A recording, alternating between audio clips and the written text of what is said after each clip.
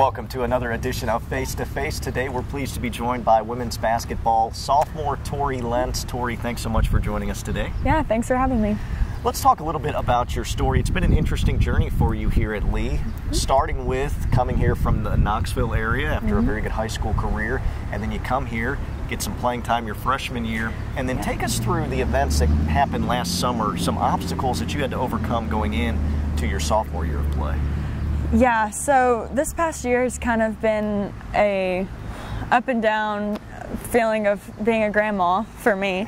Last spring I was having some heart problems. My heart just felt like it was racing, and so I went and got an EKG and it was abnormal. So I went to the cardiologist and they told me I had supraventricular tachycardia. So really it just means my heart races when it shouldn't, and so I had to have I tried medication and that wasn't working, so I had to have a cardiac ablation in September, and that was really scary, but it was just a really minor procedure, but they had to go up through my hips and ablate, so like cauterize or freeze off some parts of my heart, and so it was a stressful time for a bit. Sure.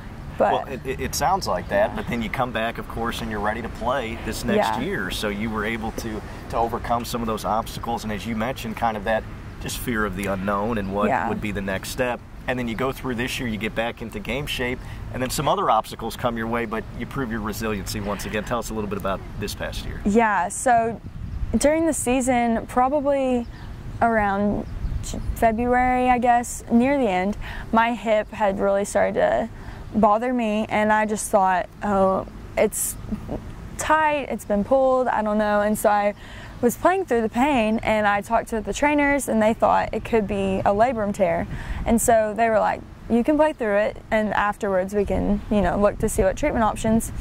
Well, it got so bad, like to the point where I couldn't walk normally. I was walking with a limp, and when I would play, it would go numb, so I just didn't think up much of it. And I went and got an MRI, and they told me I had an impending stress fracture, and so I had to stop walking, and I couldn't play the last 2 games of the season, but I'm glad I got to play up until that point.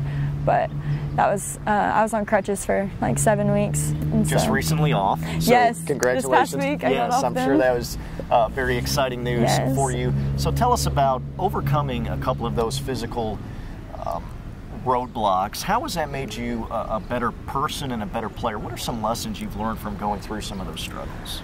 Well, for me, I think this has taught me a lot about who I am and my relationship with the Lord, and just how to overcome difficult times in general, because seeing how my heart took so much trust in the Lord and the unknown, and just having to give up all control, and the same with my hip, I think He is really trying to teach me a lesson, because I'm a pretty independent person, and I like to do it all myself and not get help, and so I think the Lord used that to show me how to be grateful for what I have and my opportunities and my abilities, and not to take those for granted, and not to see it as much of a job or like an inconvenience, and rather to really appreciate it, and that to show me that I have to give up control sometimes and let Him take the lead, and that it's going to be okay. So, well said, Tori. Thank you. You know, oftentimes athletes will equate their teammates to being family.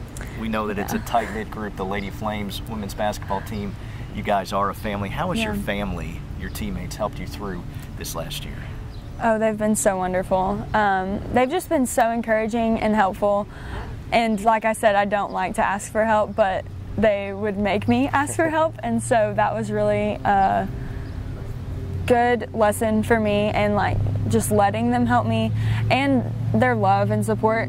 I mean, none of them felt or showed any like sign of inconvenience by me, and they were always so like worried about me or asking about how I was doing, and so I couldn't ask for better. They're so great, and we always have so much fun. So that's like one of my favorite parts about Lee is my teammates. Now, looking forward, with all of this in the rearview mirror, as God has been faithful to you and your teammates have been there for you, what are some of your goals and aspirations, both on the court and off the court, moving into your junior year? Well, I just want next year to really be my best, because I think I've gone through phases where I'm just like so exhausted or feel so stretched thin, but then I realized like this is such a great opportunity, and there are so many people who would love to be in my position of being a student athlete. And so I think just going out on the court and giving it my all for those who can't, and not taking for granted the abilities I have and the fact that I'm healed and I can play, and just making the best out of every situation, even if it's tough.